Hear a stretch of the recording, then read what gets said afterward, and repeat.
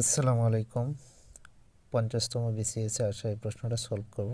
খুব সোজা একটা অঙ্ক, মান নির্ণয় অঙ্ক থেকে আসছে। দেখি অঙ্কটা কীভাবে সলভ করা যায় ইজিলি। যদি x plus one by x সমান 0 হয়, তাহলে root over x plus one by root over এক্সের মান কত? তো এটা আমরা বর্গের সূত্র দিয়ে করতে পারবো। তাহলে আমরা এটা লিখি, কীভাবে করা যায় ওইটা লিখতে পারি। Root over x plus one by root over x whole square. তো এটা মনে মনে এটা হচ্ছে বি, তাহলে আমরা লিখতে পারি এ প্লাস বি হোল স্কোয়ারের সূত্র A square root over x whole square plus 2 এর জায়গাতে রুট ওভার এক্স, বির জায়গাতে one by root over x plus B square one by root over x whole square.